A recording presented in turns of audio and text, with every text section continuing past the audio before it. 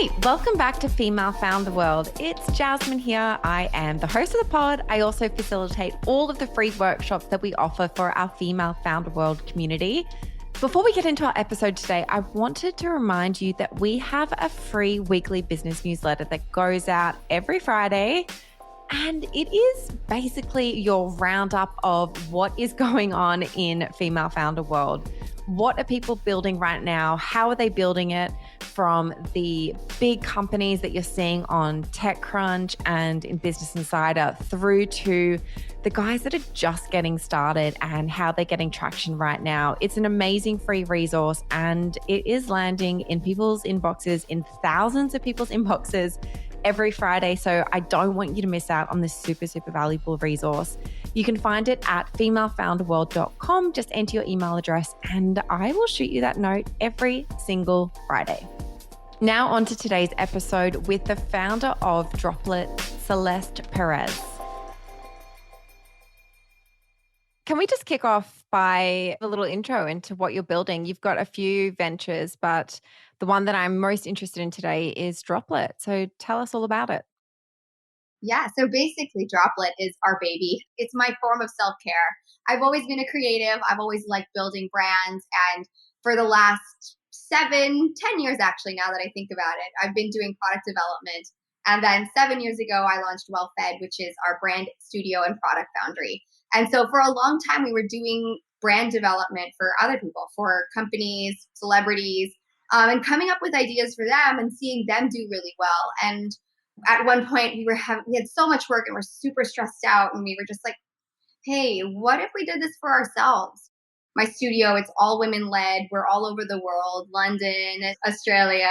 We love that. And here in LA. And, we were on a Zoom call and I'm just like, how are you guys dealing with the stress? And it turns out we're all drinking adaptogens. And if you haven't tried adaptogens and you're a person like me who at the time I'd had such really bad health habits, I was really just whatever I was eating was whatever could get me through the day, whatever was quickest. Not sleeping too well, feeling tired all the time. I literally was having like 7 cups of coffee a day. And for me, what was really important was taste and flavor and how it felt and made me feel. And that wasn't something I saw on the market. And adaptogens, they really kind of taste like dirt. They're really earthy. And I was struggling with them, even though I knew they really helped. And so with a former client of ours who had founded an ice cream shop called Wanderlust Creamery, with Adrienne, she's an incredible food scientist. And what we did was, sat down in my kitchen and made all the different flavors, pretty much 17 flavors in one sit, just one sitting, and made adaptogens possible for people like me to get into and try. So that's how we started Droplet. It was because we were stressed out and we found something that worked. I love that. And I'm a customer. I've ordered it online before and usually my husband drinks it before I even get a chance to. He loves it as well. I'm like, it is beautifully branded. I want to walk around Williamsburg holding my can of Droplet, not you. This is for me. So let's talk about the branding. I want to get into like all of the recipe development and everything in a second, but the branding is your forte. That's your strength. That's where you come from, that background. You've got these beautiful, and people need to check out your Instagram, which is Drink Droplet, or the website drinkdroplet.com, I think is your URL. Is that right? Yeah, you got it. Got it. Okay. You have these beautiful illustrations on the cans. The aesthetic is super like elevated and gorgeous. Talk me through what the thinking was there. Like, who's your customer? Who were you trying to create this for? And yeah, what were some of those inspiration points that you brought to the brand? Honestly, when you're the target market, it's so much easier to build a product, right? We were out there and drinks were, especially stress-related drinks, it wasn't really a thing 2.5 years ago, right? If you were taking an adaptogen, it would either have been a protein-based performance drink, which is typically for like men, CrossFit, people who are, doing a lot of athletic performance work. And then on the other side, it was really woo-woo and spiritual.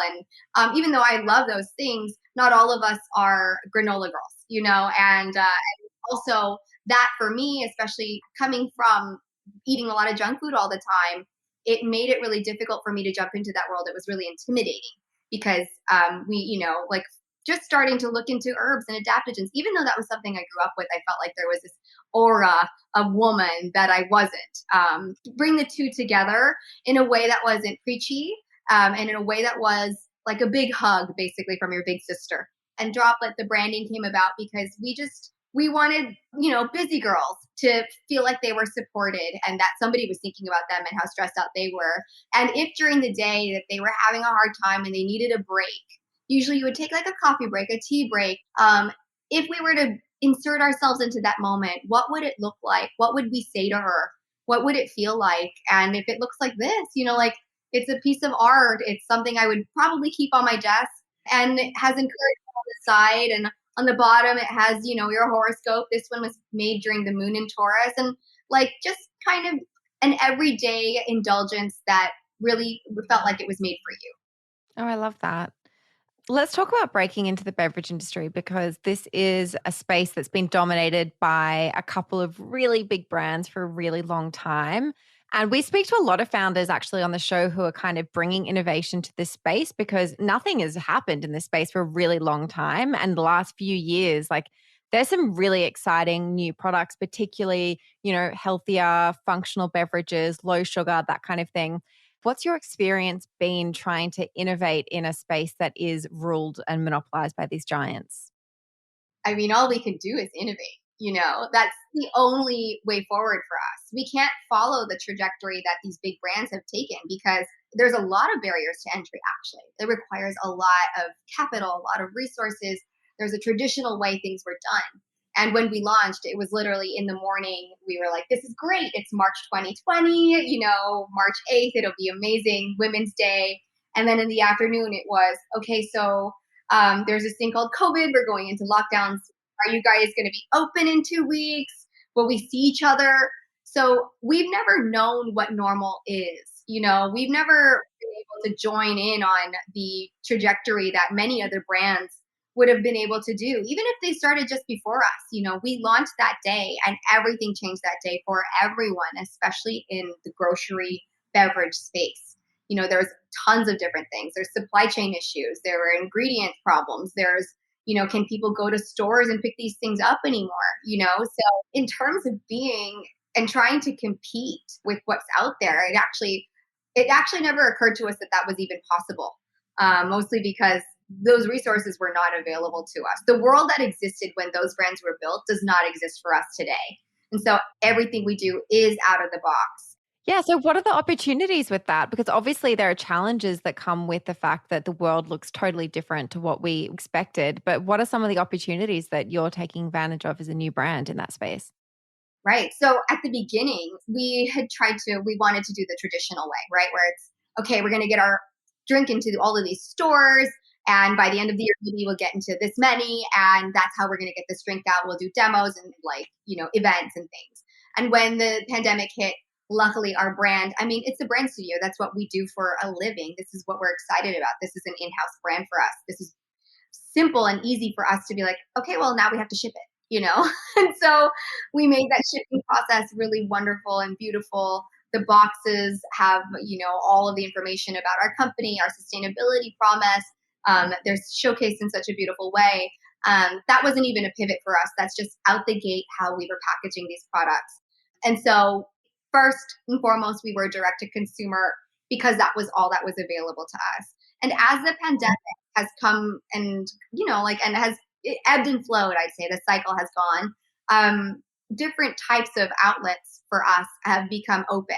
So, for example, social media. So many people were on social media during this time that it was really amazing and easy for us to kind of, grow our audience in a way that was really authentic because people were looking for self-care. People were looking for art and a community. And then on top of that, it was easier for us to reach platforms that do direct to wholesale.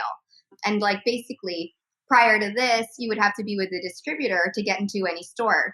And now it's like all these stores are like, hey, these distributors are focusing on really big companies like Ralph's or Whole Foods or whatever, really big grocery chains. And what's going to happen for us? And they are able now to buy directly for their stores on platforms that make it really easy. And that for us, Faire has been insane. We grew 0 to 200 stores and in just a couple months. And then over the past, like in 6 months, we're now at 450 stores through that company. And the relationships are so much more direct than they used to be. Like before, you would just ship a pallet and whoever's buying it, that's what would happen. Like you wouldn't actually know if it got into this store or that direct type of distribution. And now we have a relationship with every single person who sells our product. And for folks who are tuning in and don't know Fair, they're basically like a B2B kind of marketplace for brands to reach retailers. And it's spelled FAIRE if anyone wants to check it out. And it's like pretty easy and intuitive to get started on the platform. It's just like buying for yourself.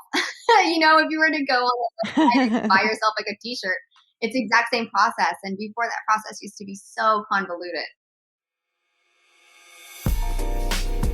Hey, it's Jasmine, and I'm jumping in to interrupt this episode so that I can invite you to an event in New York City. This is our first in-person event. It's taking place on April 7th at 6 p.m. and it's free. We're hosting this in partnership with Shopify, and it is going to be the ultimate evening curated especially for consumer brand founders or really anyone who's entrepreneurial minded and interested in the consumer brand space. I absolutely welcome you and would love, love, love to meet you on the night. There's going to be a structured networking event so that you can meet your people, find other people building amazing businesses without any of the awkwardness. Then we're moving into a panel conversation, and I cannot wait to announce the speakers that we have on the panel. It's going to be awesome. So stay tuned for that detail. We're also going to have free food and free drinks available all throughout the evening, provided by your favorite woman-owned companies. You have heard from a lot of the founders of those brands on this podcast, so it's going to be awesome for you to try them in person. And this is a totally free event, but you do need to register because numbers are limited. Head to our Instagram account at Female Founder World, hit the link in our bio and sign yourself up. I cannot wait to see you there. Let's go back a little bit now. I want to chat about the recipe development process, how you found your partner who was going to manufacture this for you. Can you walk us through what that looks like? Sure. So with Well Fed, our very, very first big success, the proof of concept, was Wanderlust Creamery. And Wanderlust Creamery was started by my co-founder, Adrienne, and her partner, JP. And she is a food scientist, and when she was young, she would watch chef shows instead and learn how to cook. And her parents were like, "You can't really go to culinary school. We need you to have a degree." And that made her ice cream making capability really sharp. So instead of just using whatever base ice cream you can get, ice cream base, she'd make it from scratch. And her family was like, you should actually start an ice cream shop. And through family friends, actually, and I don't even know how they even knew that what I was doing was what I was doing. Maybe the company name being Well Fed was obvious enough, but they're like, maybe you should talk to Celeste about opening the shop. And 2 months later, we had an entire idea, all the flavors, and we launched the shop, and it's still around. It has 10 stores now in the LA area, and they do shipping all over the US. And so that was the first proof of concept for us. And when it came time to do Droplet, I knew that I didn't like the taste, and there's only one person in this world that I know understands what I mean when I say this tastes too brown. And that's how I experience things. I taste colors. I feel in color, and there was only one person in the world, and it was her. And so we sat down and tasted 34 different types of adaptogens. There's an entire category of herbs and botanicals, tons of different ways you could do adaptogens. You can do powders, you can have extracts with alcohol, glycerin. There's lots of different ways. We tasted every single one and built the flavors based on how we felt about them. We'd look at say for example, rhodiola. We're like, okay, well the studies here say, and these are, well documented, it was rhodiola helps with fatigue and mood, improves mood. If you were what improves your mood? I'm like, girl, vacation improves my mood. And so we're like, well, what would you drink on vacation? It's I would love a pina colada. And so that's how these flavors were built. And it's really cool because it wasn't until after we had all the flavors and figured it all out that we even realized that in folk medicine, the exact ingredients we were using were actually also considered the cure for if you were sad, So, for example, in the passion fruit in South American cultures it's like if you're sad, eat a passion fruit a day, and that's what they would just like prescribe. And that I felt was really amazing because it was so intuitive for us. And it was kind of an icing on the cake kind of thing. It wasn't what we meant to do, but it was something that ended up happening for us. And so that process of just having the flavors alone, that didn't take us too long. That was about 2 months into having the brand. And our goal really was to make every single part of it as least processed as possible. So it's whole food, organic extracts, aromatherapeutic superfoods that are really like quality, absolute distillates. And what was really amazing is, only recently did we find a manufacturing partner who really cared about the drink the way that we did. We didn't know that what we were doing is actually hard. This is a common theme around founders when they get started. They're like, if I knew how hard it was, I would maybe be a little bit more hesitant to get started. I honestly, we're like, yeah, it's just juice, guys. Like, there's juice out there, but there's totally, especially in the world that we're in, not everybody cares about health and not everybody cares about quality. So we met so many different manufacturers and they'd be like, you sure you don't want to just do flavors in a syrup? And I was like, but that takes out the nutritional quality, that takes out the fiber, and that takes out, the plant material that actually makes it possible for us to metabolize and digest all of these things and use it efficiently. And so it really took us a while and a lot of big mistakes, honestly, costly big mistakes, in trusting that manufacturers had the same ideals before we found a really good one who with every can makes it perfect and gets exactly the mission in every drop. How long was this process between coming up with the idea and actually having a product that you could sell? 4 months. So this is what we do, so especially we were so excited about this. It took us about 2 weeks to get the brand down. And that's what was really fun is we knew what the brand was from the very beginning. We knew what she looked like. And from there, we took about a month to really refine the flavors. And then we took some time to find the manufacturer. And it was really in that period of time of waiting before we could go to a manufacturer that pretty much that was just dead time for us. And then after that, I would say, so that's pretty much August to January. And then in January, we entered our blank cans, by the way, fresh off the line, not even with our packaging. We entered it into a trade show.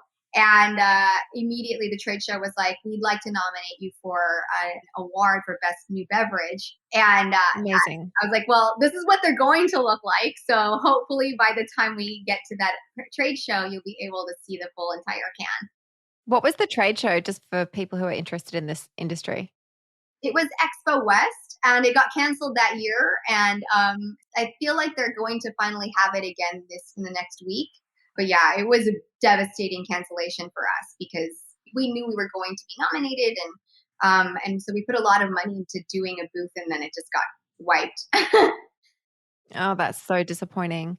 What do you think about doing physical trade shows versus using these online platforms like Fair or Bulletin or something like that? We're really lucky, I think. That was our very first trade show experience, right? So what we did, we showed up early, we got our booth together, and as we were driving back, once we got the booth up, because the next day was when the trade show would start, we got the call that they canceled it. And so we had to go back the same day, take everything down. And it was that really for us was it's going to be a different world. So we actually haven't done very many in-person events or product sampling. When people sample product from us, it's because they were so interested in the brand, and we basically made it easy for them to learn about it through our website, through the packaging, our social media, that they feel trust enough in order to just buy it and take the leap. And so, I do think that tasting something and being able to interact with it in person is very important. But at the same time, being able to represent your brand and your product in a way that is not just enticing, but educational, especially with the type of product we're selling. Adaptogens is a new world. It was, especially in 2 years ago. When you're able to tell a story and also educate and bring people in without having to do that physical tasting and all that product, I feel like that's an even bigger win. If that resonates, your brand resonates. For us, it's resonating all over the world, and that opened doors that weren't just in our neighborhood, but all over the US, the EU, Canada, the UK, and that really accelerated our growth so quickly. What's the split between your e-com business and your wholesale business, like percentage wise? It depends. So sometimes it's 50-50. We actually haven't done a dollar of paid media. So, and that's again, it speaks to the resonance of the story and how people feel about the brand.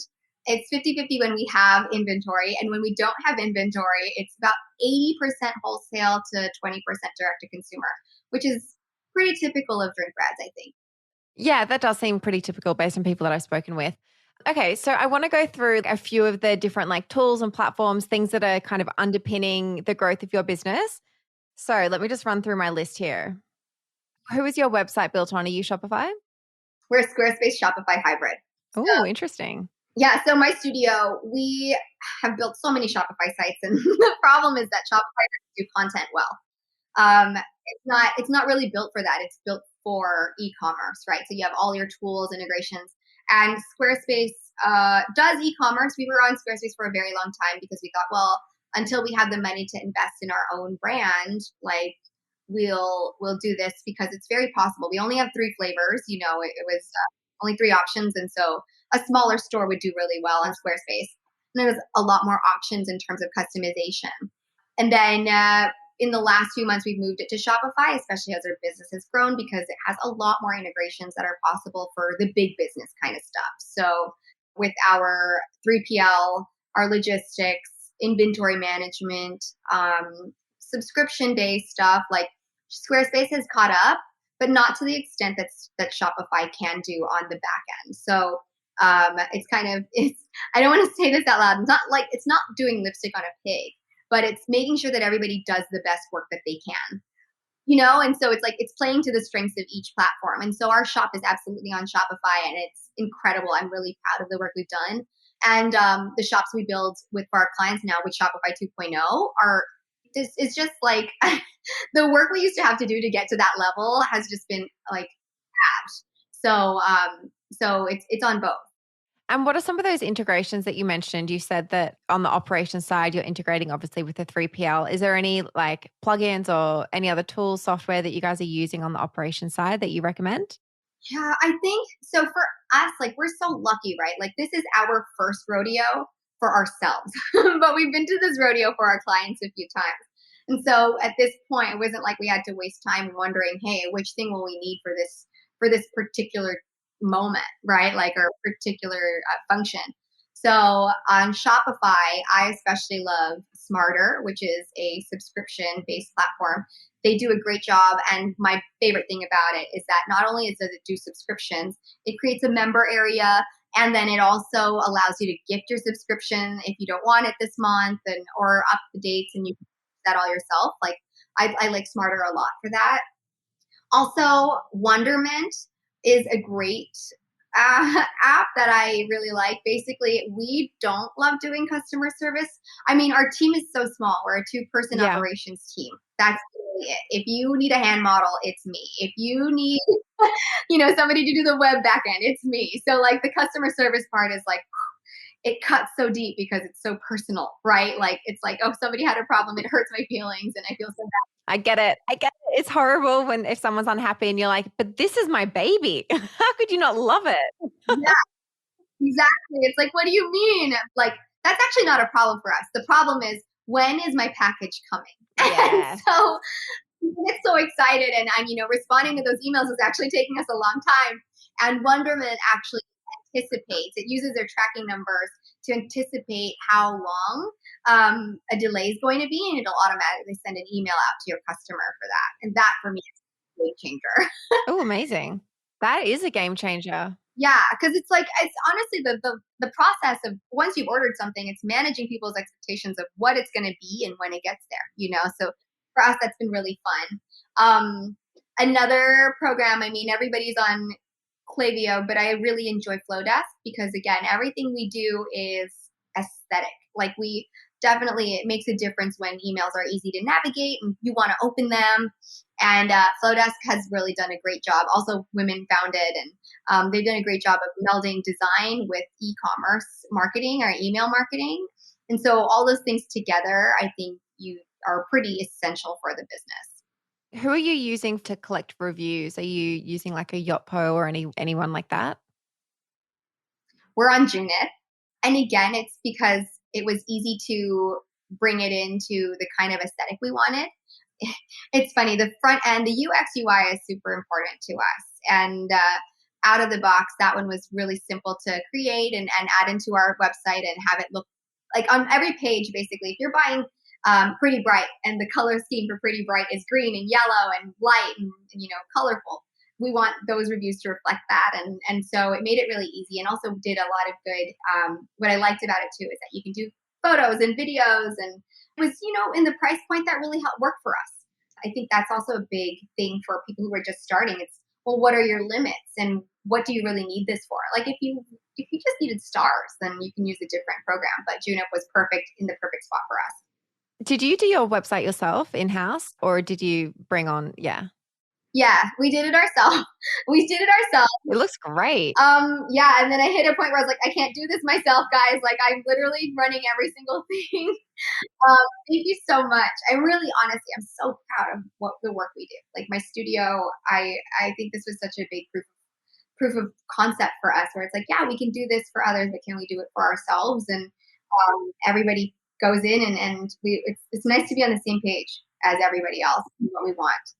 Celeste, the last question that I ask everyone who comes on the show is for a resource. So that could be a book or maybe another podcast that you listen to, someone that's kind of helped you along, someone that you follow on Instagram or TikTok, just like what's helped you be a better founder and business owner, and what do you think other people who want to follow your trajectory should engage with?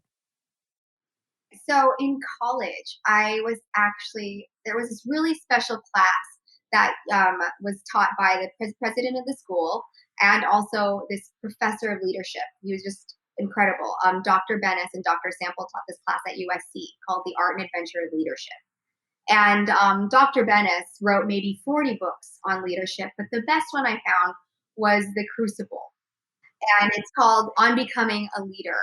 And I really love it because you read a lot of books about leadership, and I think actually business is about leadership, right? It's about, especially if you're an entrepreneur, you want to lead the way into a new place. And how do you do that in a way that you have, entice your followers, you get your voice across, you get your mission across. And at the central part of On Becoming a Leader is that there are different types of leaders. I think that's something that was super powerful for me because I didn't feel like I was the leader who would get up in front of everybody and be like, charge, let's go. I'm the kind of person who's like, this is how we're doing this. And you either trust me or you don't, you respect me or we can't work together. And that book changed my life, especially since the core tenet of it was the crucible, where everybody has to go through a really hard point in their life before they even understand what their calling is as a leader. Oh, that's powerful. Yeah, all the most incredible leaders have gone through the roughest times. And that for me really helped me understand that it was part of my process. When you're under pressure, you're making diamonds. That is an amazing note to end this podcast on. Thank you so much for your time, Celeste, and congratulations on what you guys are building. I've loved following you. Thank you so much. And I'm really glad that we got to chat today. It's always so fun to be women supporting women. Hey, did you guys love that? If you did, please drop us a 5-star review wherever you listen to podcasts. If you take a screenshot of that review and DM it to us on Instagram, we will send you back a link with free access to our entire on-demand library of business skills workshops. So don't sleep on that. Get on it. Take that screenshot and DM it over to us. Chat to you later.